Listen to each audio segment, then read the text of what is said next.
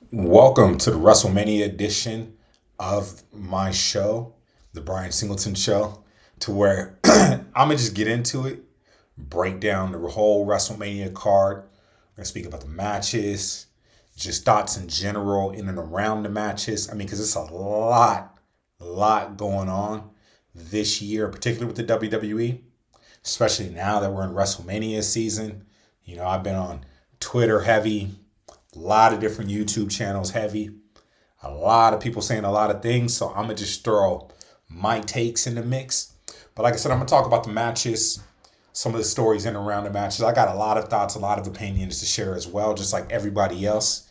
We got WrestleMania going down this week in my hometown for the second year in a row. A little bit of a controversy around that. It's supposed to be in New Orleans, but hey, it's back in Vegas, for better or for worse. So it's here. Some people are so excited about this year. I am now, right? I haven't been too thrilled with WWE lately. I don't want to get too political before we get into the matches, but I haven't been so thrilled with the product lately. I do think that, the same thing that's hurting the UFC is the same thing that's hurting the WWE right now. But that actually might be for another video. We'll definitely get into some of those things as we go through the matches. But that kind of deserves a video in and amongst itself. So with that said, though, let's go ahead and hop into WrestleMania for this year. We're going to go through the matches in order because I think the actual card order has been released. I know it's subject to change, but I think it's pretty much set now. It's Tuesday, April 14th today, right? Beautiful sunny day outside, but it's Tuesday, April 14th. So I don't think the match order is going to change. I think it is what it is. They have the matches set up for ESPN. So what's going to show on ESPN and then what's going to go into the actual, what we would call pay-per-view, but the premium live event, right? I think is the proper term now. So the PLE.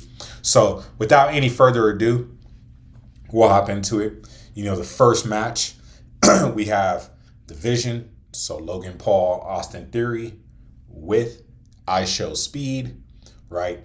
I'm not sure if Paul Heyman's going to come out with them, but he is the official manager of the Division. Maybe he'll come out, maybe he won't. I think he will. And it's going to be versus the Usos in LA Knight. This match, I believe, is kicking off ESPN, which within itself is actually pretty interesting because this is the first year, I believe it's the first year of the ESPN deal, if I'm not mistaken, right, for WrestleMania. And, it's going to be the first time to where they're kicking off these, let's call them prelim matches on ESPN, right? I know we've, as longtime fans, have come accustomed to, let's not just say lower tier matches, but usually the more hype matches are reserved for the PLE or what was the pay-per-view before, right? So you get the matches that nobody really cared about too much on, the prelims, and then when the actual show kicked off, that's when we got the matches. But now, because they're really kicking things off on ESPN, it looks like, right, they're putting some premium matches on the ESPN show, especially on night 2, right, which is what we're going to get to. But I would consider this match, a pretty premier match, and the one that's coming up next. So actually both of these matches, right, are pretty big matches within itself that, you would say any other year would definitely occupy a spot, right, during the actual PLE, as opposed to the prelim. But now that they're doing ESPN, we're going to get 2 bangers off the top. So for this first match, right, I think this is an interesting matchup because of not only just who's in it, but, it's sort of it's an interesting setup to me because you have the Hills, right, Division. They appear to be, right, for lack of better terms, the underdog in this matchup because they have I Show Speed on their team, right? Usually, I would expect the deck to be stacked against the baby faces, which in this sense is the Usos and LA Knight. But Usos and LA Knight are coming into this match, right, from a favorable position, having to go against Division and ISO Speed, who is not a wrestler at all. And in fact, ISO Speed, while he's definitely done his thing and represented himself well while given opportunities that he has had within the WWE, he's never been really anything more than someone there to take a bump and give the crowd a good laugh, right? And it's funny because, more so than a lot of the people they bring in, right? ISO Speed, for anyone who is familiar with his stuff, ISO Speed is a legit athlete, like for real. Like, I know a big part of his thing is he kind of just goes around and then all of a sudden, he'll partake in an event. And you're like, whoa, I didn't know dude was this fast, or I didn't know he jumped that high, or he did this. So, it turns out, Dog's a pretty legit athlete, right? They even had, the setup going into this match to where I believe it was LA Knight that he just leapfrogged over from a standing position, to which you're just not going to do getting off the couch, right? So, dude is legit, but he just doesn't carry a lot of size, right? Especially in comparison to the guys in this match.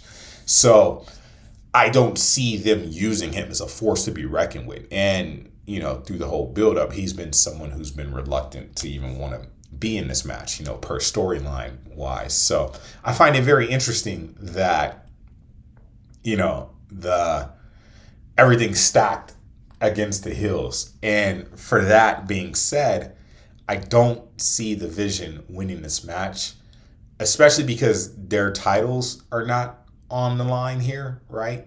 So they can get away with losing this match and it really not being of any consequence other than, they're going to be there. It's going to be an entertaining match and it should be a good, quick, early pop, right, for the good guys who, in this case, LA Knight definitely could use a big win. The Usos, people love the Usos. There's always like a little bit of hate going on with the Usos and amongst, I guess, what they would call the IWC or whatever. But I think that's just like bandwagon hate, truthfully. I think that's just one of those things to where, I kind of feel like with a lot of wrestling fans, everyone just kind of rides the same wave and it's trendy and people just kind of say the same things and hate the same people for reasons other than like, oh, they're not like the best wrestler or whatever. I don't know. All that stuff is like arbitrary. And don't get me wrong, the excellence of execution is my favorite wrestler of all time. So trust me, I'm not one to not appreciate, good technical wrestling because Bret Hart is my favorite. However, I do think he gets a bit overblown in terms of, how much people need to see like a ringmaster. Now, I will say that, I also grew up on Psycho Sid and the Ultimate Warrior as well. But at the end of the day, Bret Hart is my favorite. And I think the whole Usos thing kind of gets overblown. I think that's just something people would just like to use to hop on the hate train. Nonetheless, so for this matchup, it's going to be what it is. I think it'll be entertaining. I think there's going to be some good spots. I do wonder if they're going to use ISO Speed at some point to turn against Logan Paul, in theory. Maybe, but I know ISO Speed and Logan Paul, they've had that connection since Logan Paul first started appearing for the WWE, so maybe they don't break that up too soon. So I expect Theory to probably take the pin in this match. It'll probably go to LA Knight, right? LA Knight will probably get the pin over Theory, and that'll be that. So, but I think it'll be a good match. Should be very entertaining. Be interesting to see what they do and how they pull it off. A lot of the focus will be on ISO Speed and his level of participation, which will probably be reluctant. Like I said, I just don't know how they're going to do it because of the way it's stacked up, because those are three solid baby faces over there. But that's what I'm expecting for that first match.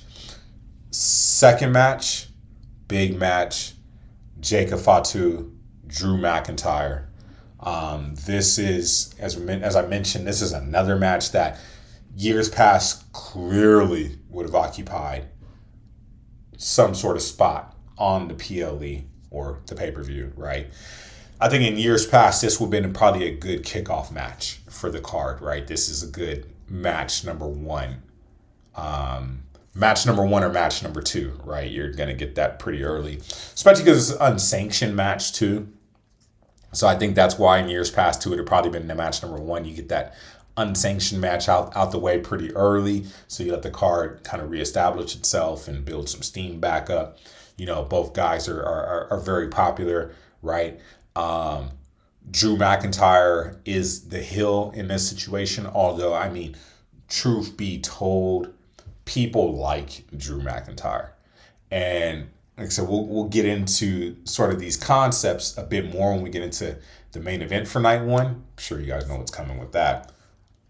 However, I think the whole thing between like heel and babyface nowadays, it's completely whack and unhinged. And I don't think the WWE does themselves any favors with their storytelling ability to establish who are the heels and who are the baby faces. They hardly get it right, because somebody like Drew McIntyre, he's a baby face. Now I know you're like, well, Big B, what you talking about? Like, he's a heel and he does. People like Drew McIntyre. And the only thing that's really holding Drew McIntyre back is like the insistence on creative having him come across as like a heel, right? That sort of stunts his story in a sense, because he's not a heel. He's not. People don't just boo Drew McIntyre just to boo him. I mean, he does a good job of sort of forcing the issue, but truthfully, he's a baby face, right? Now, with Jacob Fatu is clearly a baby face, but this to me is sort of the exact opposite of Drew McIntyre, in a sense of someone who WWE creative drops the ball in the sense of how they handle him as a babyface, right? So like when Jacob Fatu came to the WWE, right, and he was still with Solo and those guys, and you know, he wasn't saying much. He was just destroying everybody, right, from Braun Strowman to whoever he can get his hands on. They were getting destroyed. Even last year's match at WrestleMania with him and LA Knight, which I thought was a good match, right?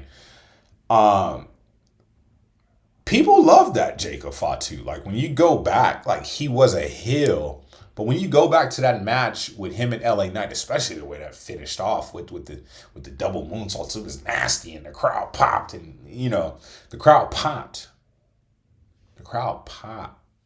right? Yes, technically he was a heel, but he was not a heel by any stretch. The crowd loved him. The crowd loved his moveset. The crowd loved the way he carried himself. You didn't have to change anything to make Jacob Fatu a babyface. Didn't have to. He was already a babyface, right? The crowd loved what he brought to the table, right? So he's the opposite of Drew McIntyre in the sense of like, you already had what you were looking for with him, and you're trying to force sort of an angle on him that's not so well received. And I think because of that, it's cooled off a little steam from Jacob Fatu, truthfully. Yes, he's good on the mic, but does he need to really be spending that much time on the mic or generating sympathy of any sort?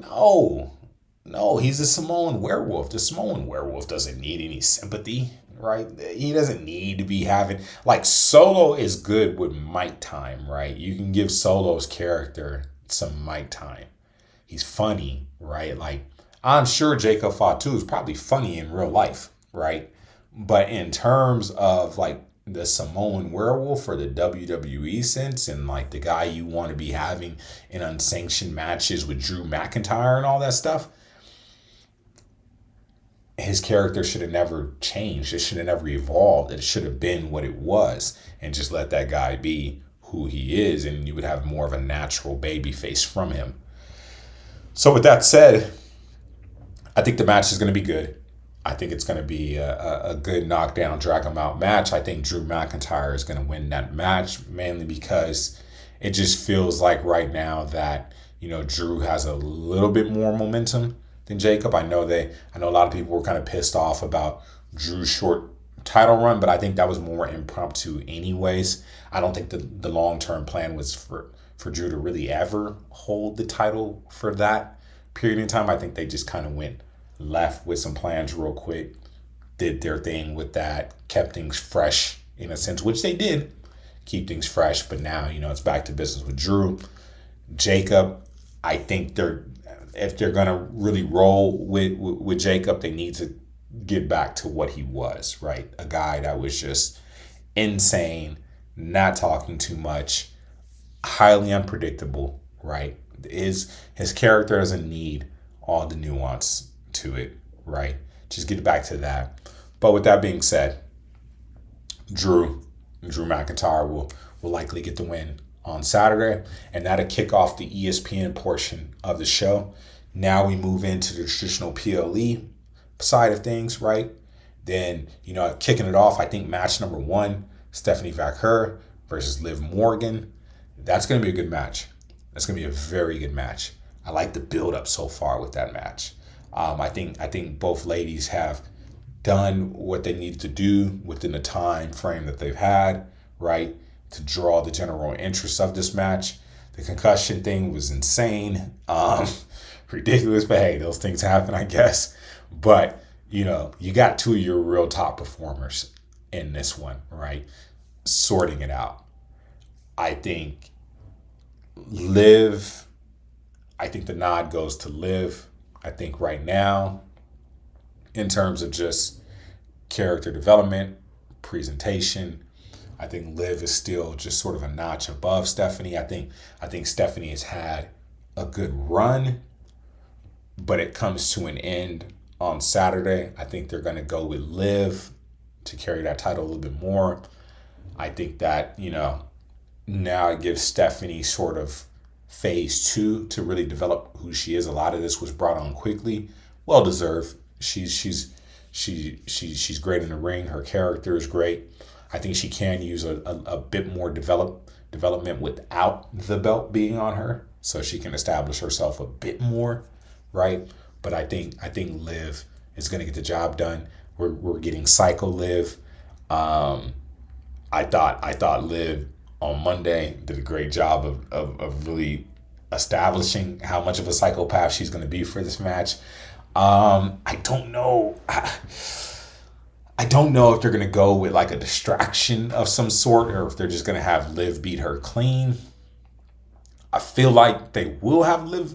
It's crazy because I know this is going to sound crazy, but Big B, what you talking about? I feel like they should have Liv beat her clean, but I don't know if they will have Liv beat her clean, right? Because I feel like Stephanie is someone they do want to protect a bit. So Liv's going to do it. I'm not sure how, but Liv's going to do it. Next match, AJ Lee, Becky Lynch. Another good match. I think Becky's done a pretty good job this year. I think Becky's done a pretty good job of just being Becky Lynch. I know it's going to sound crazy, but to me, Becky Lynch doesn't get the credit that she deserves. She's just a consistent force for the WWE. She's kind of like Seth in a way, but there's a lot of similarities there. But in terms of her side of the roster, I feel like at any given time, and this isn't a knock towards Seth because I love Seth, but I'd almost say Becky is almost like a notch above Seth. And that's not a degrading Seth. That's just how high I think of Becky, in the sense that there's not many people that can pull off what Becky's able to pull off. And what I mean by that is Becky is literally someone you can put at any spot on the roster and she's going to deliver for you, right? You need someone to job out for most of the year, Becky can do it. You need someone to carry the mid card title for you, right? And have some back and forth in that realm and keep things moving and relevant there. Becky can do it. You need Becky to be your world champion at the top of the card. Becky can do it. There's not much Becky can't do, and it all feels so fluid. It's just turning the attention back to Becky on whatever they want her to do, right? So I think very highly of Becky. AJ Lee has been doing her thing since she came back. I think AJ Lee is dope. However, I think AJ Lee's story has run its course in terms of her return, and I don't really get the sense that AJ Lee is going to be around for that much longer anyways. I could be wrong. I don't have anything to really tip me off to this or whatever, but I do think AJ Lee, I'm not sure if she wants to really be around like that in this type of sense, that she really want to be working all the time and carrying a workload, or just sort of be used in spots, right? I get why she came back, but it was interesting that she didn't immediately come back, right? When Punk came back, it still kind of took some time for her to come back. And I think she's done what I think she set out to do. And I think she's done what the WWE's hoped her to do. But I think Becky is going to get that IC title back and then continue to carry it probably until around SummerSlam-ish, until they transition Becky back up to, probably the world title scene. But maybe to let her hold on to the IC title a little bit longer to legitimize the belt even more, right? Not to say that it's not legitimate now, but I just see, Becky just add something to that belt, and they're gonna have Becky have that belt again. So next match we got. I'm gonna have to read this one off. So we got the Irresistible Forces with Nia Jax and Lash Legend. You got Charlotte Flair and Alexa Bliss, and then you got Lyra Valkyria versus the Bella Twins, right? Brie and Nikki Bella. I'm sorry. My bad. Bayley and Lyra Valkyria. No disrespect to Bayley. The legend, Bayley. This is going to be a good match, right? 4-way match for the tag team titles.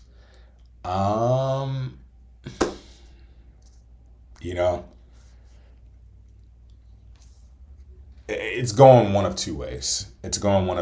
With this. I think it's probably just going to go one way, right? Charlotte Flair, Alexa Bliss. Now, they are the obvious pick, right? They're the team that has had the most invested in them story-wise over the past few months. So not just the fact that it's Charlotte and Alexa. It's just the spotlight's been on them. That just seems to be where the shine is. It makes the most sense having them carry it because you have something with them, right?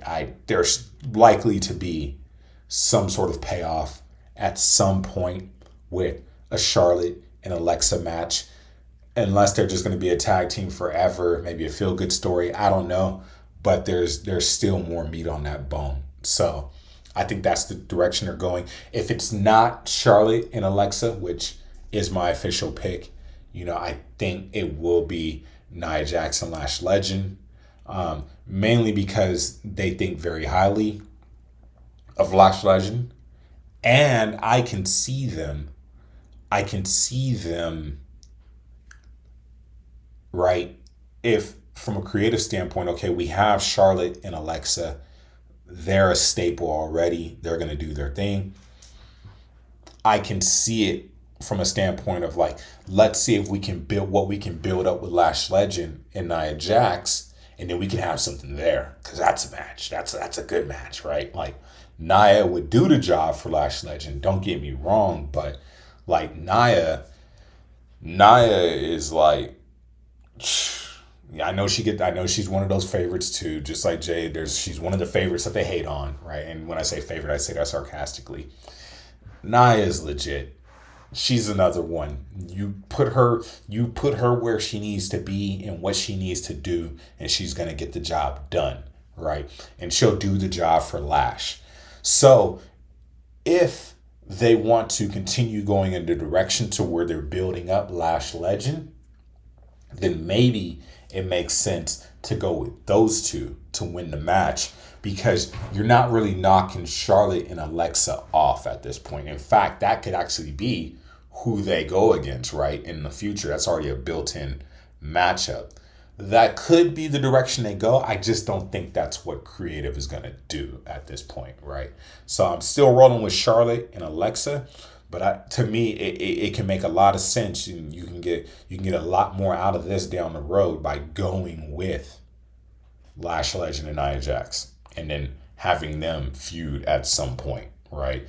Having them feud come right out of this, it's not going to do what it needs to do. That story needs to be built up a bit more, and you can build it up with them as a tag team champions. But we'll see.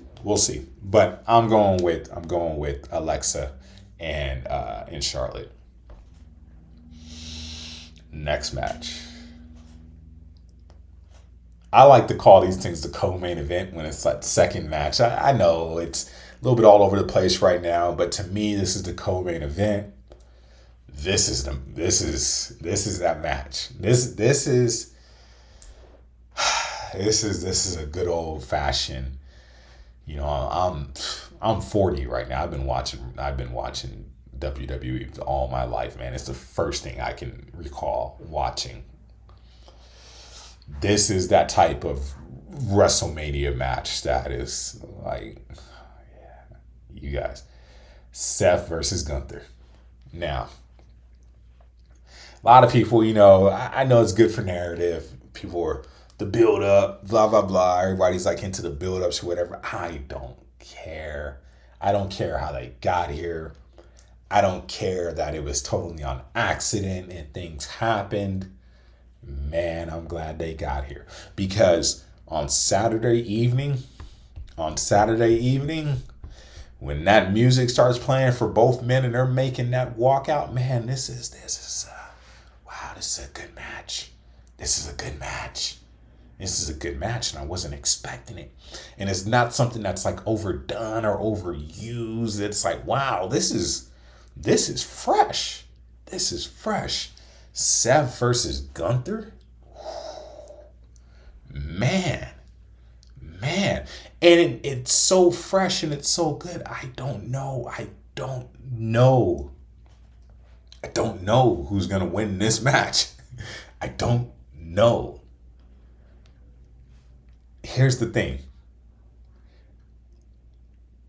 Neither guy has shown the apprehension to do the job, right? Like, it's crazy, but has Gunther won at WrestleMania yet? Right? I'm just thinking of the last two, right? Like, he lost to Jey Uso last year. He lost to Sammy before that. Okay. We know Seth is the ultimate company guy, right? Seth is great doing the job. Seth is great winning. I want Seth to win this match. Selfishly. I want Seth to win this match. I want Seth to curve stop Gunther, and I want Seth to pull it off. I do. But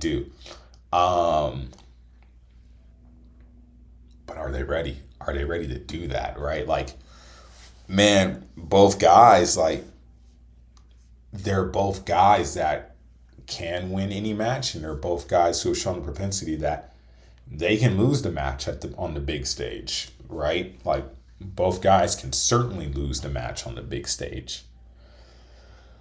Okay, let's zoom out a bit, because this is what makes this so interesting too. Not only do we have just good workers, and I know earlier I said, like, okay, I don't need to fall into the work, because I did say the excellence of execution is my favorite ever.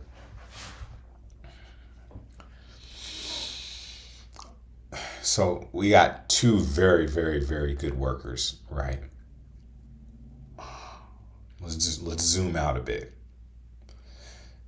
Both guys have something going on here, right? Seth has unfinished business to attend to with the vision, right? Like Braun Breaker is going to come back and do some business with Seth. Not sure when Bronson Reed comes back, right? But Seth and Paul Heyman, they're not done there yet. It's not over. It's not over. So there's big business to do, and there's reason to keep Seth on, to keep Seth with some positive momentum going his way. Now, you could say, was the plan for Seth to lose to Braun Breaker at WrestleMania? Because if it was, then maybe Seth could take a L here. But I don't know. I feel like right now Seth had some momentum coming his way, and it was much deserved momentum as well. Much deserved momentum as well. Seth has done a lot these last few years and getting things and people over. He's done an amazing job these last few years. And so, but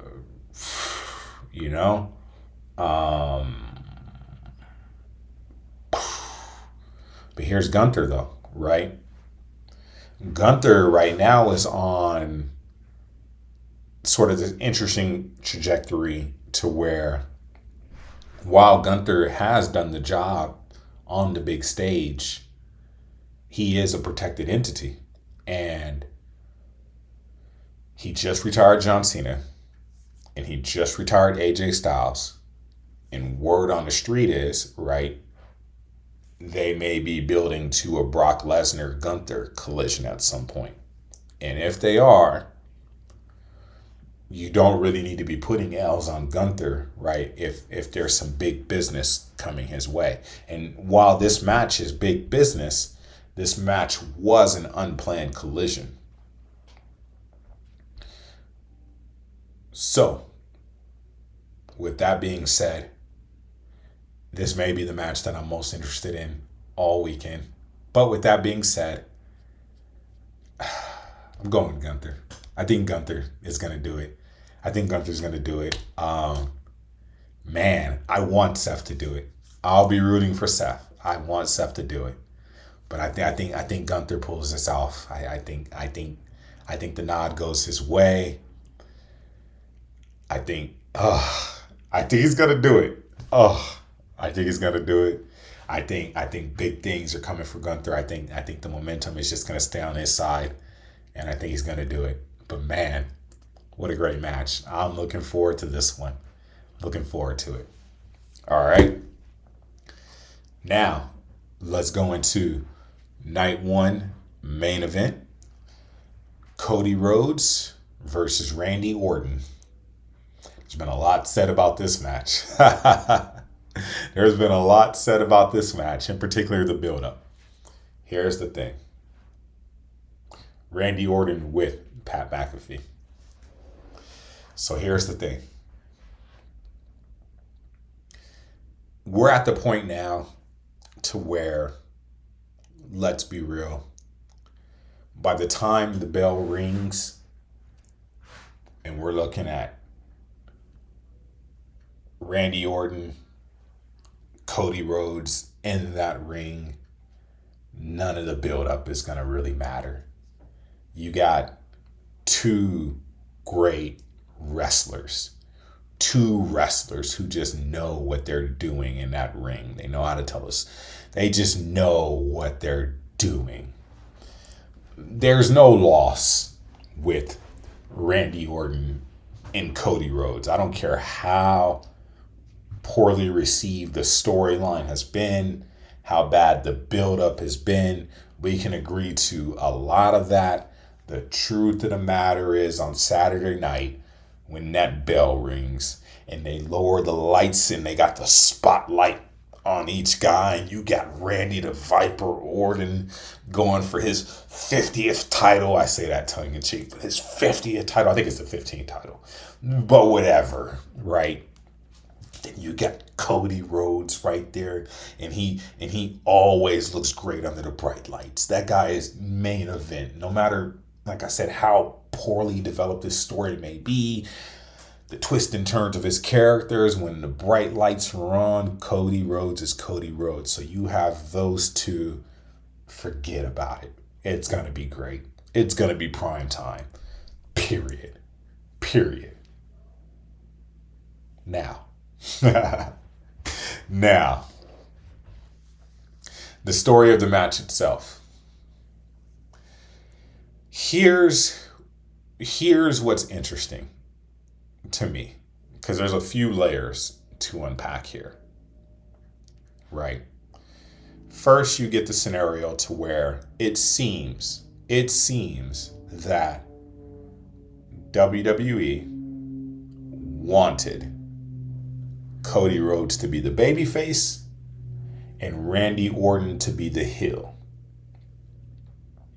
Why they wanted that, I'm not sure.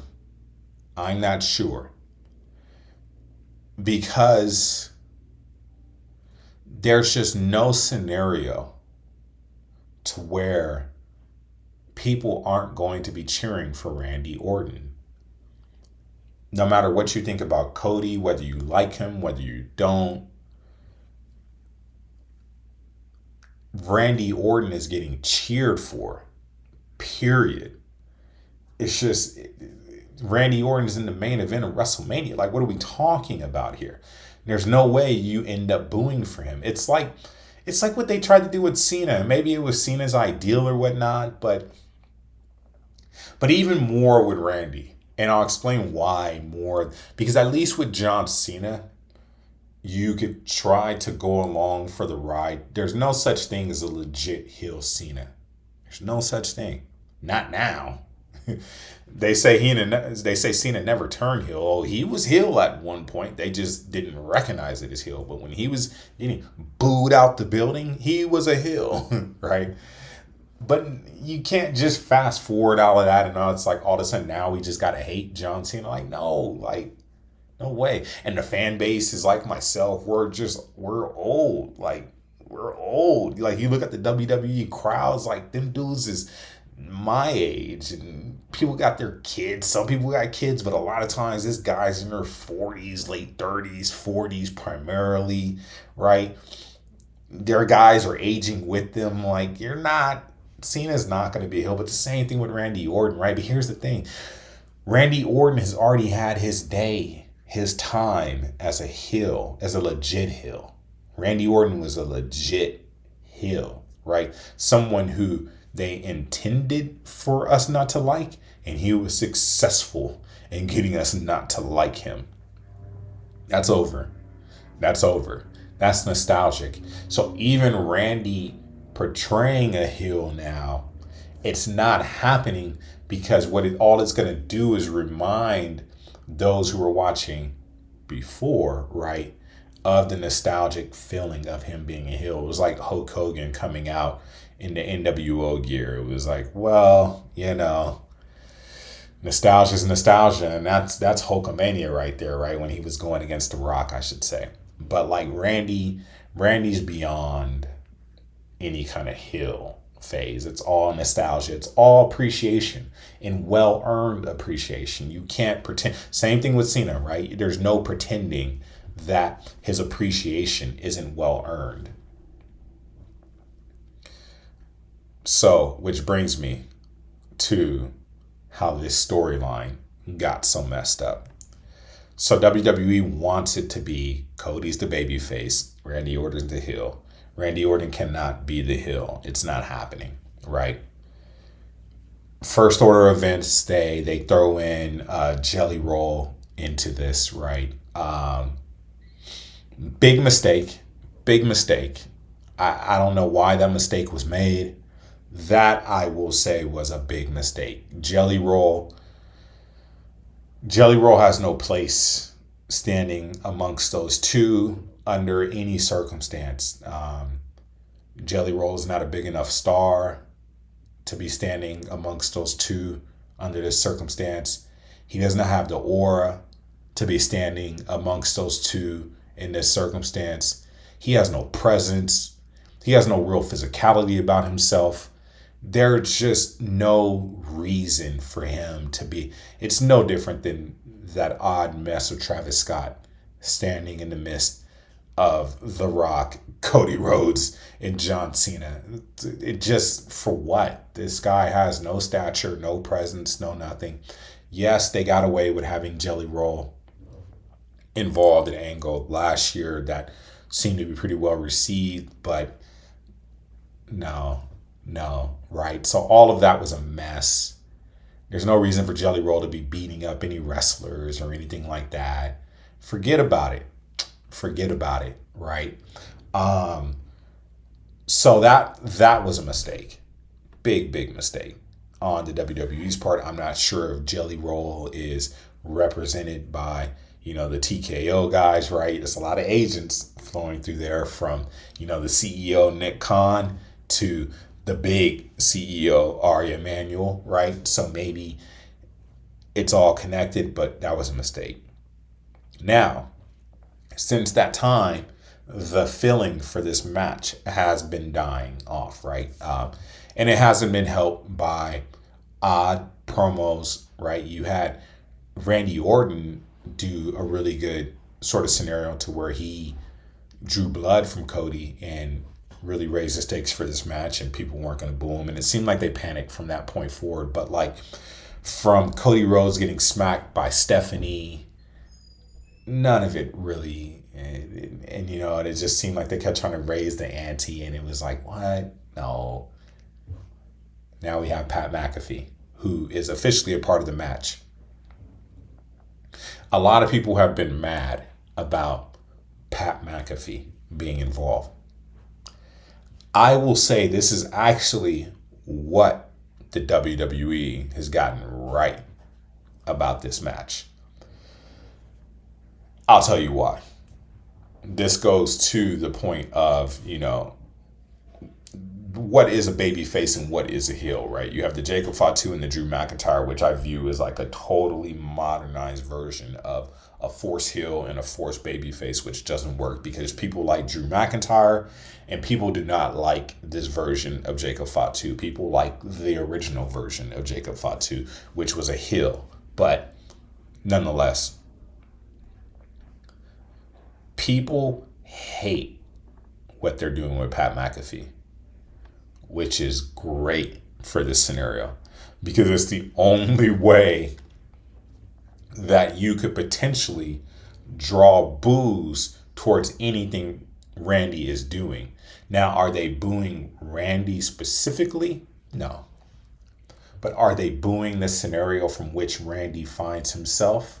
Yeah, because Pat McAfee has done the actual job of being a heel, right?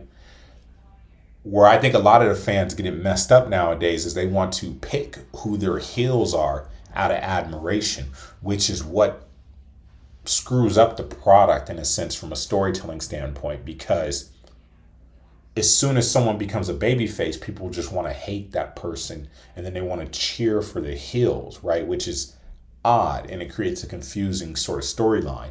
But I'm of the sense of like, no, well, if they're going to cheer for the heel, that's not really a heel. That's a baby face, and that's okay.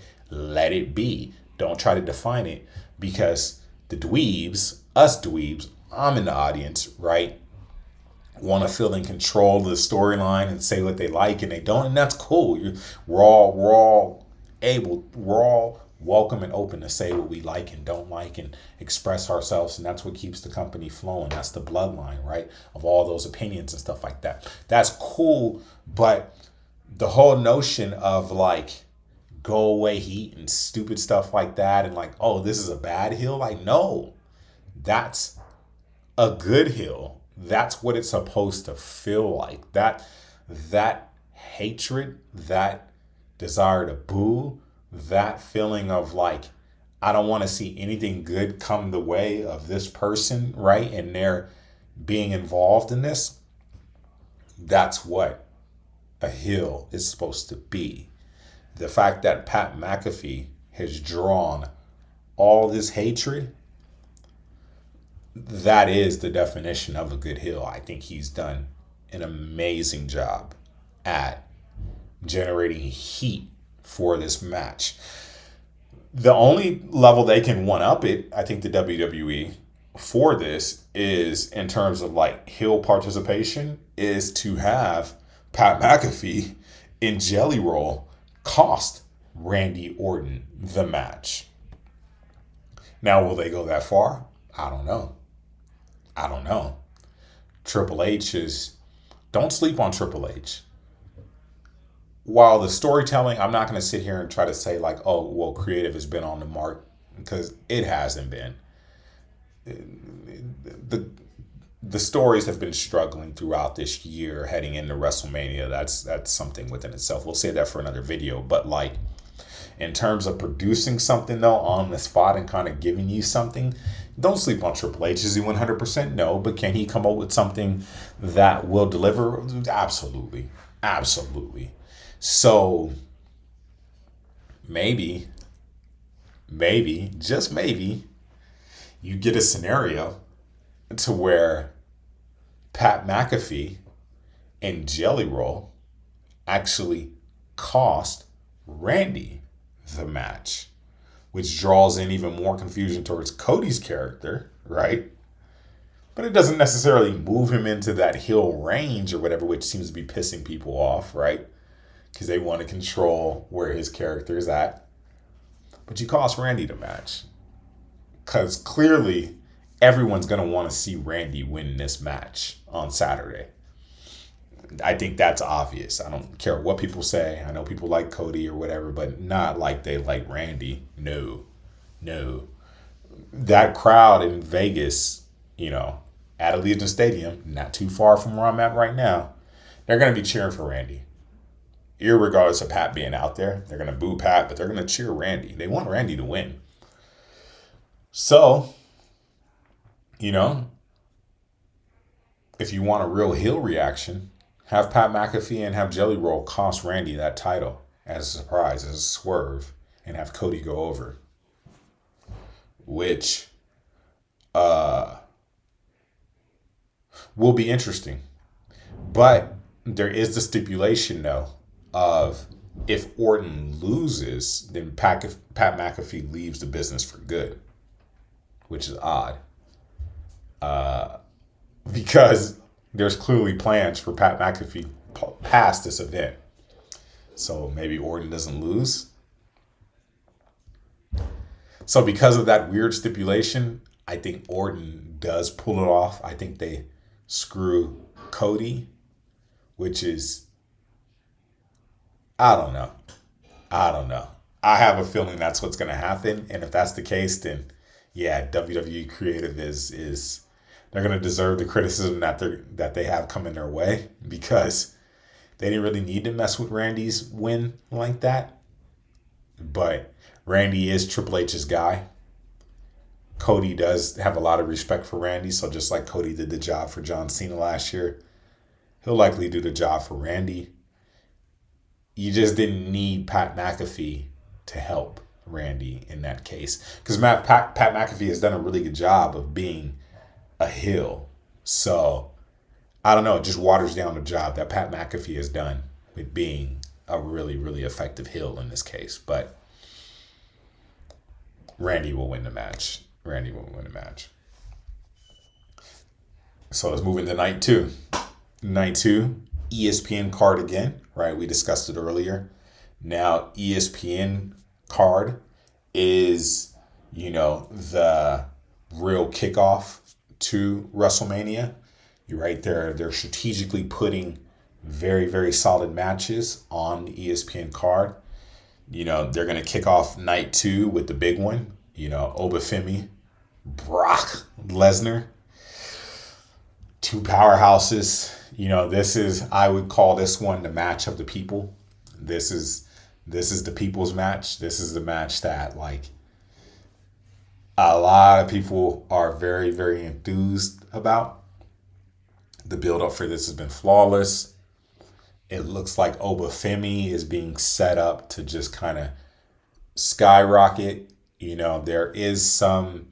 I'm gathering this week that there is a sense that they may go in Brock's direction, right, for this match, but I don't think so.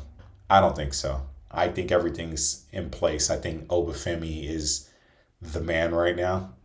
I think even more so, I think Obafemi kind of takes on a role to where potentially, right? Um, I thought Braun Steiner was going to, or Braun Steiner, Braun Breaker was going to fall into, in a sense. I think that attention and energy kind of goes to Obafemi, and I think Obafemi is going to take that step. People like him. They're taking to him naturally. He is good on the mic for what he needs to be. And I think Brock clearly has a respect for him. You can tell when Brock respects somebody, and there's some respect for him. I think they're gonna have. I think it's gonna be a slugfest, a good fight on ESPN, and Obafemi is going to pull that one off for the people's matchup. So Obafemi goes over Brock on the ESPN card. Then next up you have the Intercontinental title match. So you got Penta, you got Javon Evans, Dragon Lee, JD McDonough, Rusev, and Rey Mysterio. Penta or Javon Evans is going to win that match. Who it will be, I don't know if they're necessarily ready to move away from Penta yet. I think there's still some meat on the bone with Penta. I think they like what they have in Penta. Penta's really cool. I think this is a good opportunity for Javon Evans to show his worth, make a good showing for himself. I don't think they're really ready to put the IC title, on him quite yet. I think that's to come, but I don't know if it's quite yet. Maybe there's a story there. I think he would be the youngest Intercontinental Champion. I think that's part of it, but maybe not. But it's gonna be one of those two for sure. I think Penta retains though, and I think Javon Evans is gonna have a good showing in the match. I think Rusev. I think they're placing Rusev in this match too to kind of give him some build back up as a powerhouse. Maybe there's some things you do with Rusev after this, but I think Javon Evans has a really good showing, comes very close, but then Penta retains. This next one. So kicking off night two PLE, right? Switching over from ESPN2 or whatever to the actual PLE. Rhea Ripley versus Jade Cargill. Interesting matchup. Things have been very divisive online, to say the least, for this match. I think things kind of went left when, there was a failure to build off of the momentum established on Twitter between these two. And I'll say this. I usually don't like going in this direction, but I will say this. I am a bit concerned with the creative for the women within WWE. I am very concerned about the creative for the women in WWE. I think something is off in that department. Like, what is up with the insistence on pigeonholing them into these dumb, bland, stale, ridiculous storylines when you have the talent, you have the appeal, right? Like somebody like Liv Morgan, like look at what Liv's done with the Stephanie Valkyria, just what they've been given. They haven't really been given much, right? But like Liv has had to go like above and beyond to where you're like, ooh, it's gonna be a little dogfight, ain't it? But like they weren't given much of anything. Becky and AJ weren't given really anything. And you had something with Jade and Rhea from that whole Twitter blow up. And then they contained it and put it back in the box. And I don't understand that. And I'm noticing a trend here. Now, Rhea did get a lot of the blame for that, right? People say she went to creative and complained or whatever. Maybe she did, maybe she didn't. I'm not privy to that sort of information. I don't know. I don't know. Um, I'd be surprised if she did. I don't think Rhea's that sensitive, but then again, I don't know them, right? I don't know them personally. I'd just be surprised if she was that sensitive, right? But even if she was that sensitive, Jade didn't go off the rails in any kind of way with what she stoked up on Twitter, right? They just needed to ride with that. It was all there.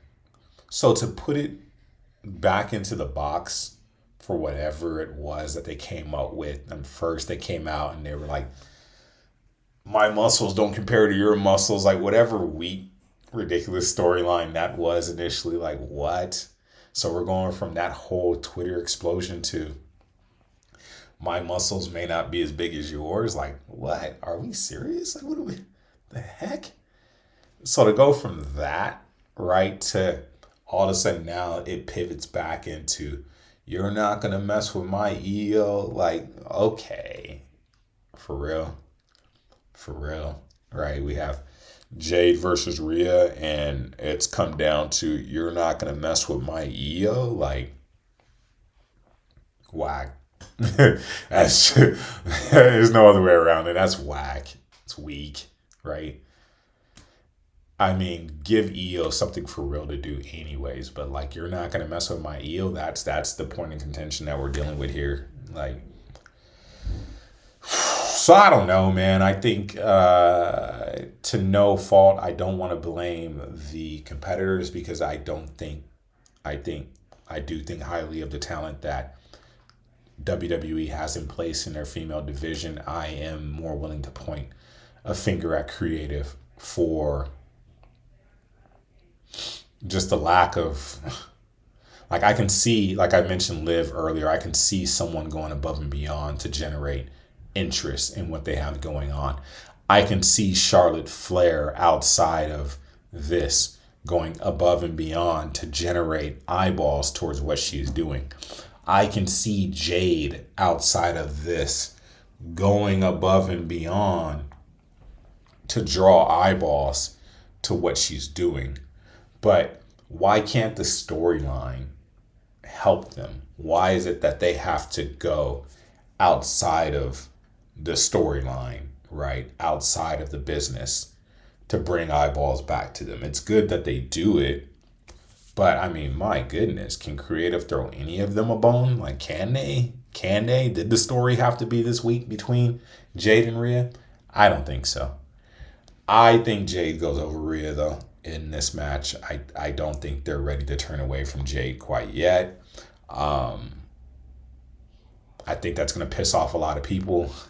A lot of people don't like Jade for various reasons, right? They may feel that her work is not where it needs to be. Maybe they just are put off by her confidence.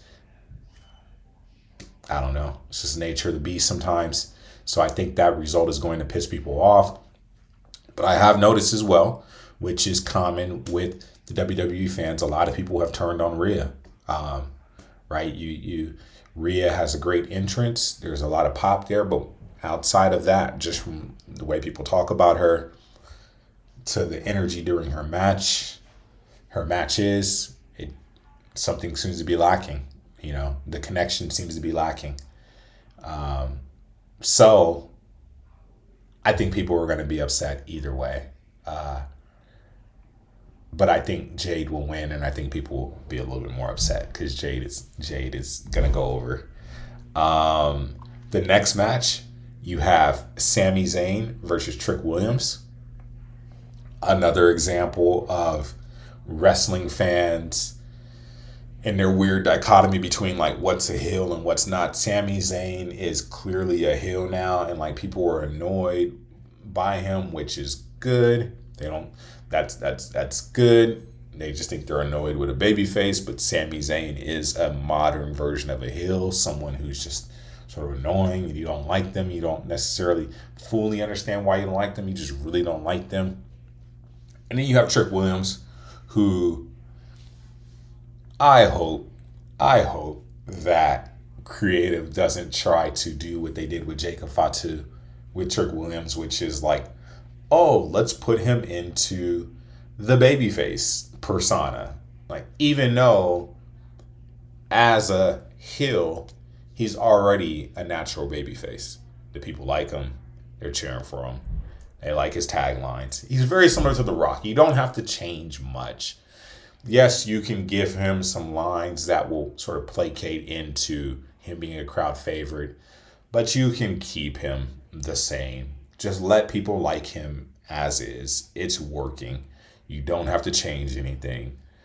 So that's all I hope is like for Trick. They don't try to make him into this baby face. I kind of feel like they will, but I don't know.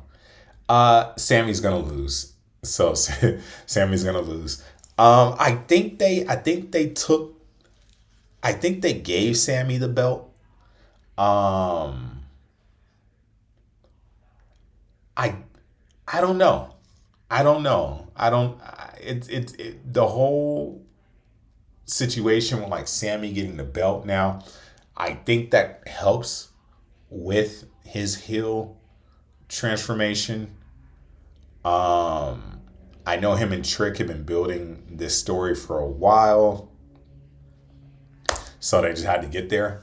And I figured that they just figured that this was the way that they were just going to get there. So it is what it is. I know a lot of people were upset with the trajectory with this, but I feel like this was the match that it was going to be.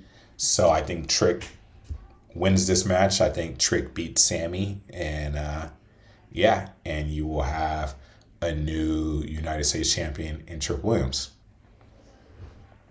Co-main event, you have, which is interesting, but I actually like this match a lot. I'm very intrigued by this match. I think we all know how this match is going to play out, but I think it's something Finn deserves. I think it's something Finn deserves.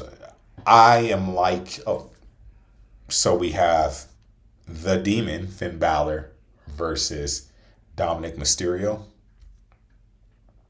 I I too would have liked for the Demon to be a surprise at WrestleMania. I think it's there's just something like old school. Like, I don't know, I'm pretty sure everybody who's watching this is probably a little bit older. When I say older, 30 plus. But like when you used to play Mortal Kombat back in the day, and then all of a sudden you would reach like a secret fighter and like Reptile would pop out, or who was it, like Jade or something like that would pop out, right? And you're like, oh, okay, this is where I'm at. This is what we're doing. This is right.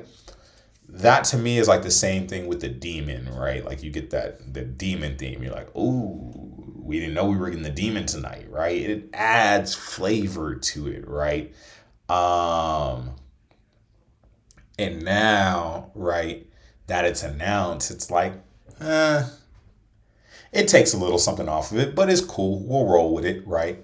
Dominic Mysterio. I think Finn deserves a spot like this. I think Finn has done great over the years.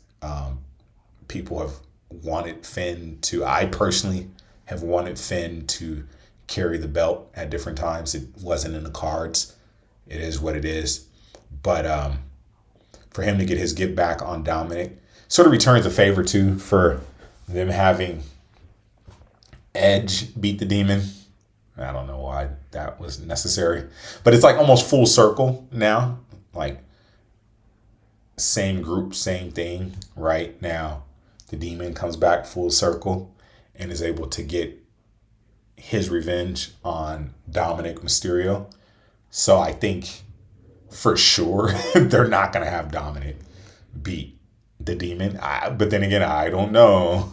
But I don't think Dominic is beating the Demon, right? I think this is a perfect setup match. Dominic is a great heel. I think Dominic has done a great job. I like Dominic Mysterio a lot. He's not beating the Demon. So I'll be looking forward to this one. It's a good, like I said, it's a good sort of old school kind of like feed us what we want to see. We want to see the Demon get over. right? In a big way. And I think that's what this is. So that's cool. And then it sets up the main event. CM Punk, Roman Reigns. Good matchup. Good matchup. Good matchup. The build-up's been cool.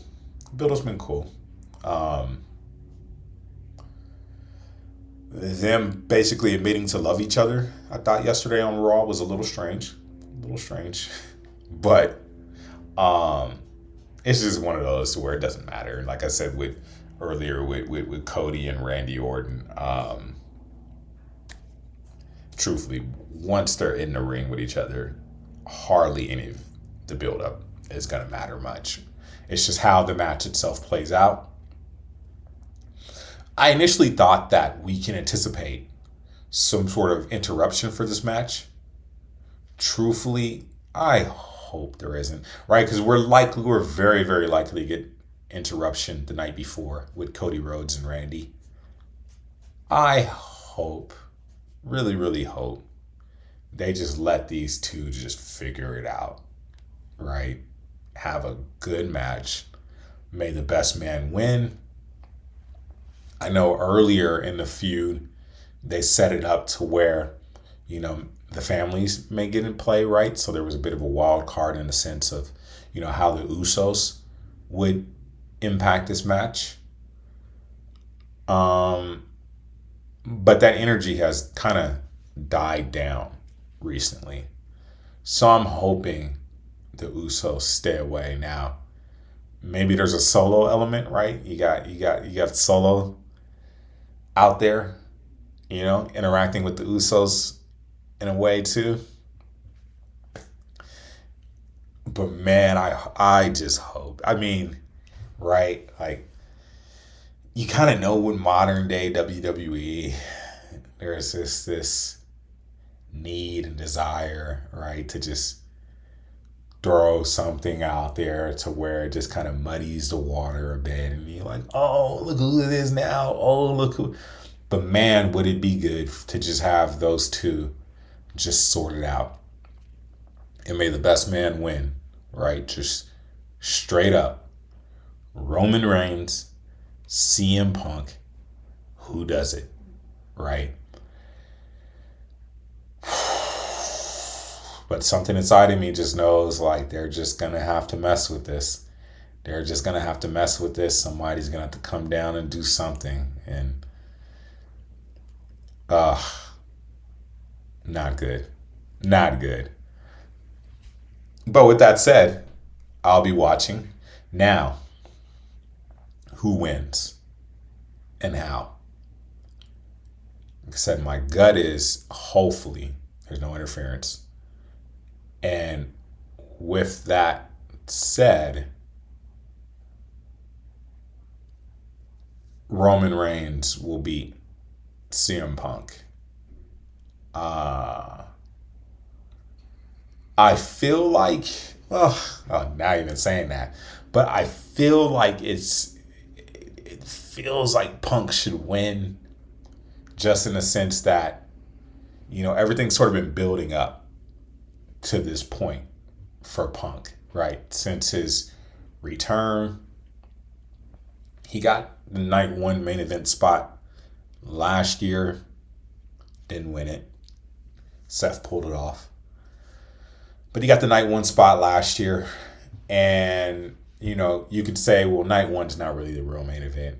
I'm kind of that same mind too. Like, it's cool to have a night one main event, but, the last match of the show is the main event. And this is what he has. So he has the last match of the show against the biggest guy in the company, right? Bigger than Cody, bigger than everybody, Roman Reigns. So it feels like this is his story. And how long is Punk going to be able to maintain as a top guy? He is a bit older in age, and he's like me. He wears his grays. So how long can you pull that off for when you have guys like Obafemi, out there coming, right? You have the Braun Breakers, you have the Trick Williams, right? You have Gunther, right?